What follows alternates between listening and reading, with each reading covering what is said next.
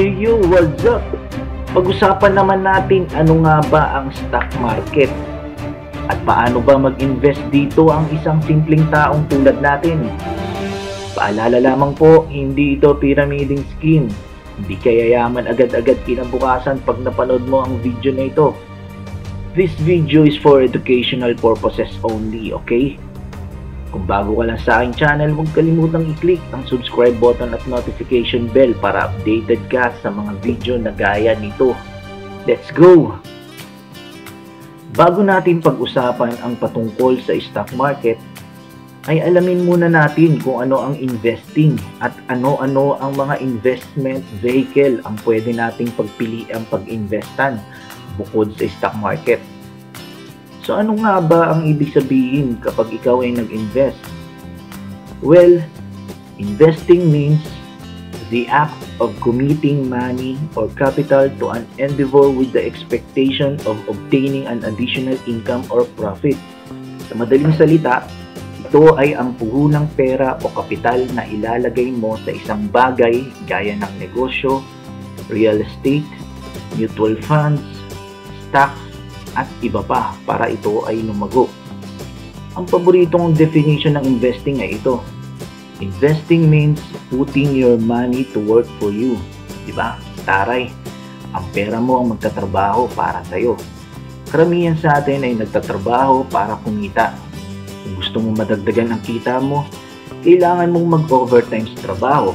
Ang problema, may limitasyon kung hanggang ilang oras ka lang pwede magtrabaho sa isang araw.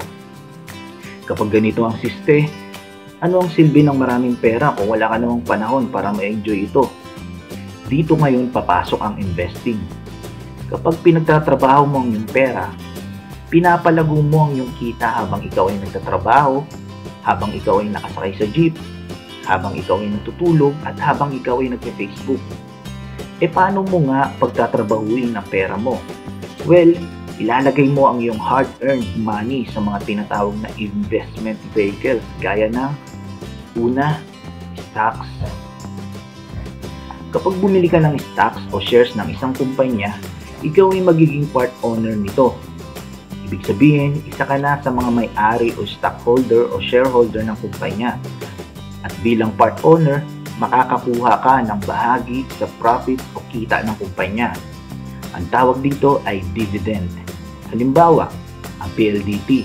Alam naman natin na pagmamay-ari ito ni Manny Pangilinan. Pero alam nyo ba na hindi lang siya ang may-ari nito? In fact, hulaan nyo kung ilan ang may-ari ng PLDT. 2, 3, 5, 10? Hindi. Libo-libo. Tama. Libo-libo ang kasosyo ni Manny Pangilinan sa PLDT. Libo-libong tao at kumpanya ang nagmamay-ari nito. Bakit at paano? Para makapag-expand ang isang kumpanya, kailangan nito ng pera. Para makapagtayo ng mas malaking factory, mag-install ng maraming telepono, o mag-hire ng mas maraming trabahador. Para makapag-generate ng puhunan para dito, pangkaraniwan sa kumpanya na magbenta ng shares o stock nito. Ibig sabihin, pag bumili ka ng stocks ng company, may small part ka na sa company. Kasosyo ka. At dahil kasosyo ka, maaari ka makatanggap ng maliit na bahagi ng profit nito. Kapag shareholder ka, isa ka sa mga may-ari ng negosyo. Isa ka na sa libo-libong may-ari ng PLDT halimbawa. Bilang shareholder, damay ka ngayon sa success o failure ng company.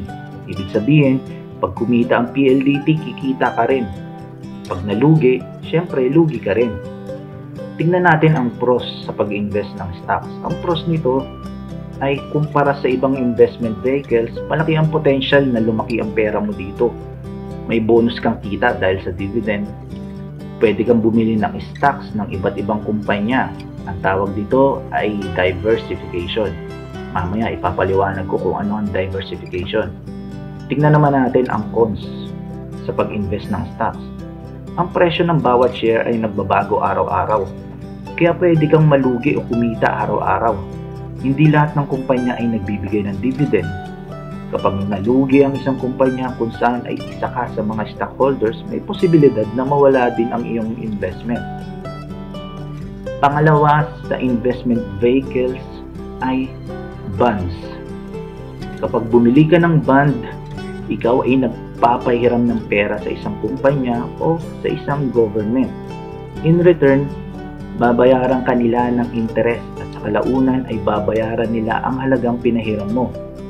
Para ka lang nagpa 5-6 sa kanila, ganyan. Ano naman ang pros ng pag-i-invest sa bonds? Kumpara sa stocks, mas safe at stable ang bonds. Halos risk-free ito.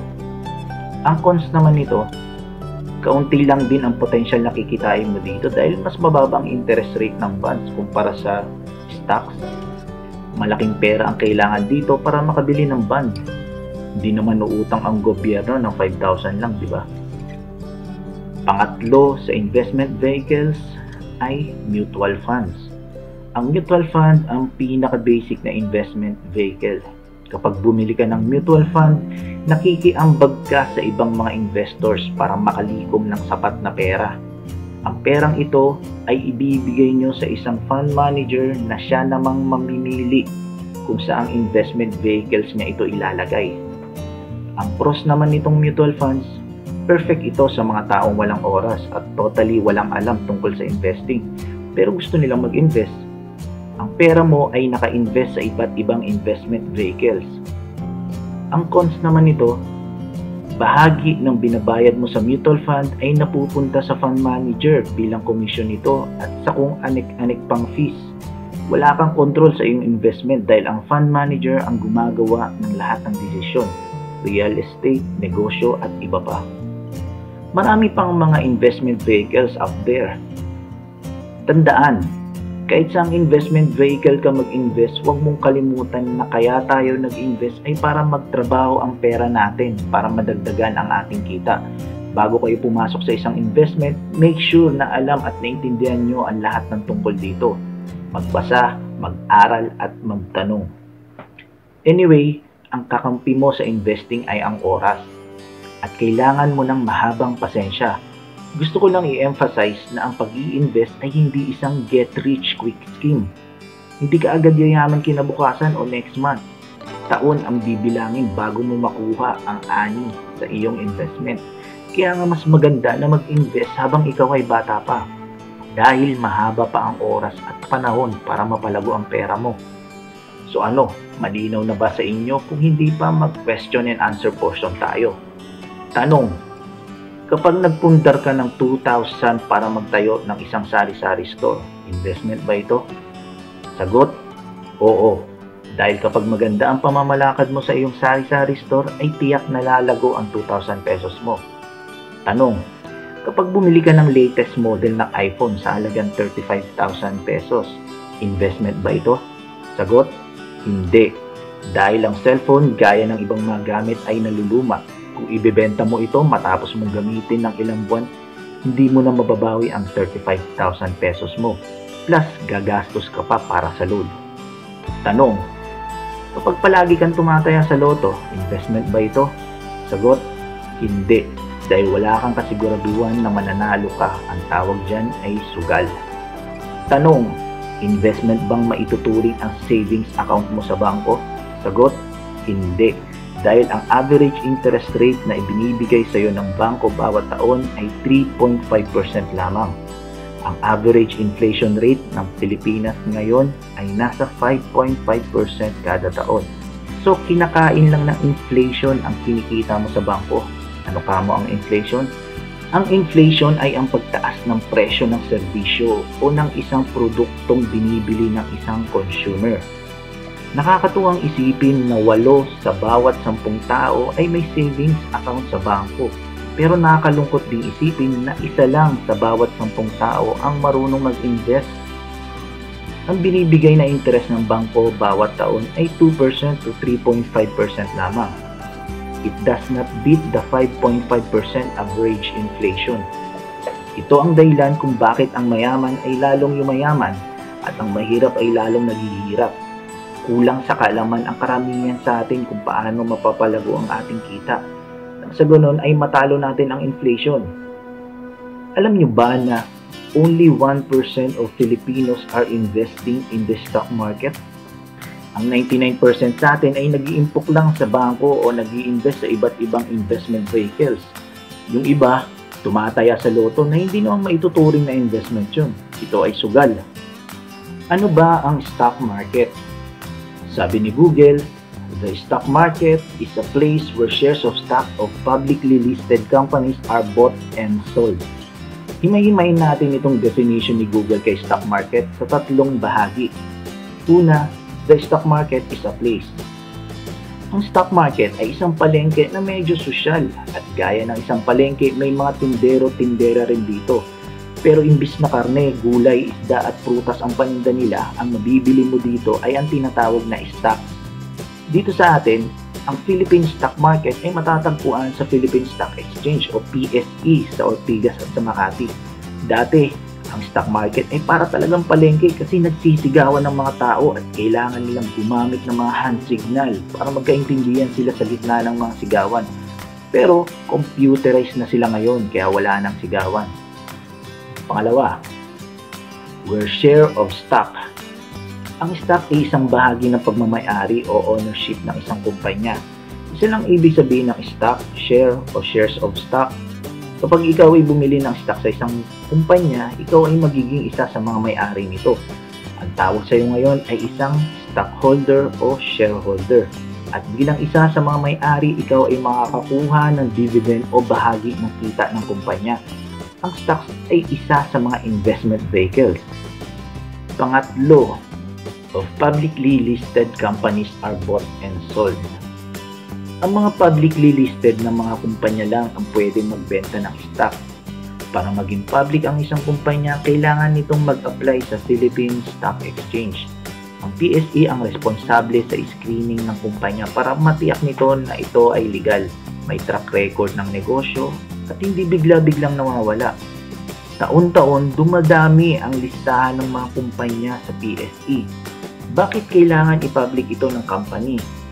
Well, para magkaroon sila ng dagdag na puhunan para matugunan ang kanilang paglaki.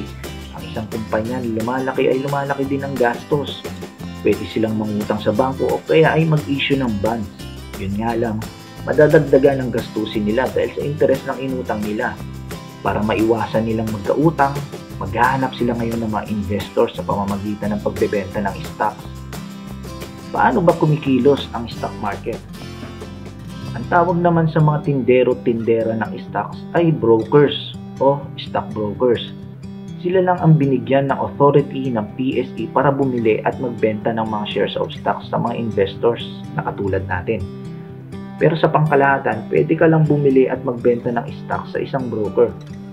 May dalawang klase ng broker, ang live broker at ang online broker. Ang live broker ay isang licensed professional na hahawak sa iyong mga stocks. Siya ang tatawagan mo kapag may gusto kang bilhin o ibentang stocks. Ito ang traditional noon. Ang pros nito, pwede kanyang mabigyan ng payo tungkol sa iyong investment, personal. Ang cons naman nito, mas mataas ang transaction fees, up to 5% dahil kasama dito ang komisyon. At dahil may komisyon, meron itong minimum na investment requirements na pwedeng umabot sa ilang milyong piso. Ibig sabihin, wala kang ganitong kalaking halaga ay hindi ka pwede mag-invest sa stock market. Pangalawa sa klase ng broker ay online broker. Sa online broker naman, ikaw mismo ang bibili at magbebenta ng iyong mga stocks sa pamamagitan ng computer na may internet access.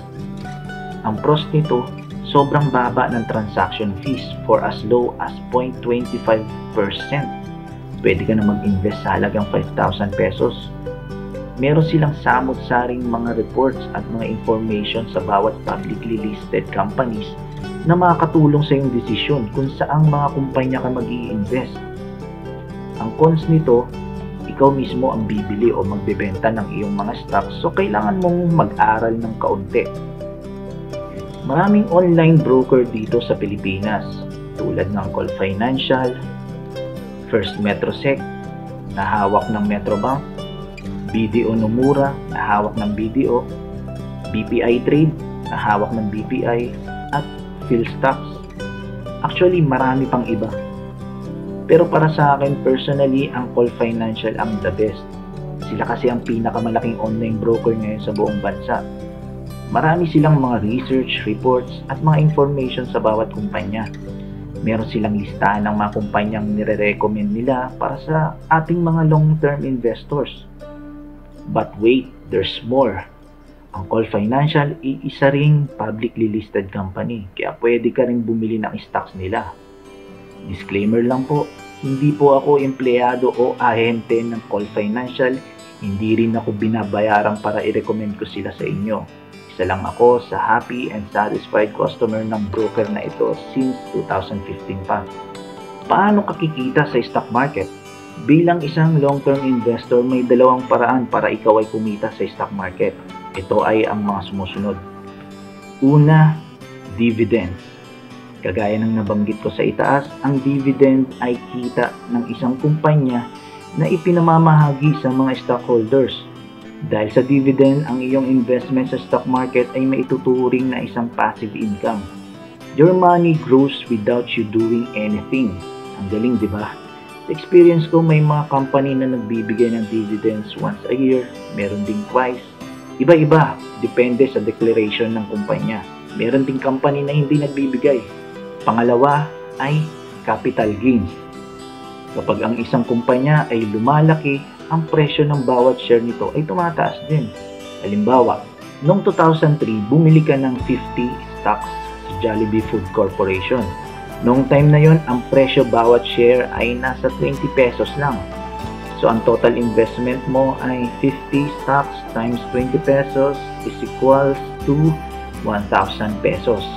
Dahil patuloy sa paglaki ang Jollibee, ang presyo ngayon ng bawat share nila ay umabot na sa 230 pesos as of July 2019. Kung ibebenta mo ang lahat ng share mo sa Jollibee, ang makukuha mo ngayon ay 50 stocks times 230 pesos is equals to 11,500 pesos. Ito ang kinita mo.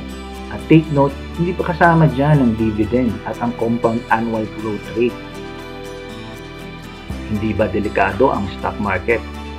Maraming natatakot mag-invest sa stock market. Kapag ang isang tao ay nag-invest dito, ang tingin sa kanya ng karamihan ay suicidal. Sa katunayan, 80% of stock market players lose their money. Maraming tao ang namumulubi dahil sa stock market. Hindi lang ilang milyong piso kundi bilyon ang nawawala sa kanila. Alam niyo ba kung bakit? Kasi sila ay nagtitrading at hindi sila nag-i-invest sa stock market. Malaki ang pagkakaiba ng trading at investing. Ano ba ang trader? Ang isang trader ay bumibili ng mga stocks at pagkatapos ay ibebenta ang mga ito sa loob lamang ng isa o ilang araw. Minsan nga oras o minuto lang eh. Nakabantay sila lagi sa fluctuation o pagbaba at pagtaas ng presyo ng bawat stocks. Kapag bumaba ang presyo, bibili sila. Kapag tumaas, magbebenta sila. Ang trading sa stock market ay parang sugal. Kung wala kang alam tungkol sa technical analysis, fundamental analysis, indicators at kung ano-ano pa, parang mo na rin ipinamigay ang pera mo sa stock market. Pero kung ikaw ay may alam at magaling sa mga ito, may posibilidad na ikaw ay maka-jackpot. Ano naman ang investor? Ang isang investor ay bumibili ng mga stocks at ibebenta lamang ito pagkalipas ng 5 hanggang 20 taon. Minsan mas matagal pa dun. Ano naman ang diversification? Sabi sa isang quotation, do not put your eggs in one basket. Kung mapapansin ninyo ang larawan sa taas, yan ang simpleng illustration at definition ng diversification. Yung itlog, yan yung pera mo na pinaghirapan mo. At yung basket, ay yan naman yung investment na paglalagyan ng pera mo. Ang diversification ay ang paglagay ng pera mo sa iba't ibang investment para kung sakaling malugi ang isa, safe pa rin dahil posibleng kumikita ka pa rin sa iba. Dapat maunawaan natin na ang lahat ng klase ng investment ay maaaring malugi. Halimbawa, ang stock market ay bumagsak noong 2008 dahil sa global financial crisis. Damay na rin dyan ang mutual funds dahil sa stocks din ini-invest ang equity mutual funds. Sabihin natin nag-invest ka rin sa real estate. Dami pa rin yan dahil may bibili pa rin ba yan matapos hagupitin ng bagyong Undoy? Meron din namang insurance company din na nalulugi at nababankrupt. Meron ding underperformance na VUL o Variable Unit Link. Kahit ang pinakamalalaking bangko pwede ring malugi at magsara. Katulad na lang ng Lehman Brothers Holding Incorporated. Ito ang pang-apat sa pinakamalaking investment bank sa US pero nagsara noong 2008 dahil sa bankruptcy. Isipin mo na lang, ano ang gagawin mo kung pinasok mo lahat ng savings mo sa isang investment vehicle lamang at bigla itong tinamaan ng malas? Kaya dapat lagi mag-ingat. Dahil dyan, ang tamang diversification strategy ay mag-invest sa iba't ibang assets na hindi related sa isa't isa. Sa ganitong paraan, bumagsak, mabutas o manakaw man ang isang basket nang hindi mo inaasahan, buo pa rin ang ibang itlog mo sa ibang basket. Tanong, may pera na ako, mag-i-invest na ba ako? Sagot, huwag muna. Aral muna bago invest. Mag-invest ka muna ng panahon at oras para pag-aralan ang lahat ng kailangan mong matutunan bago mo i-invest ang perang pinaghirapan mo. Lahat naman ng klase ng investment ay may kaakibat na risk. Gaano ito kalaki o kaliit ay depende sa kaalaman mo sa iyong piniling investment. Kung wala kang alam sa pinasok mo, malaki ang risk. Kung may sapat ka namang kaalaman sa pinasok mo, mas kaunti lang ang risk. Pagdating sa stock market, bawal ang patsamba-tsamba, lahat dito ay pinag-aaralan. Nagustuhan mo ba ang video na ito? Huwag kalimutang i-like at i-share. Magkomento lang sa ibabang bahagi nito kung meron man kayong komento, reaction, at katanungan na gumugulo sa inyong isipan. Maraming salamat, hanggang sa muli!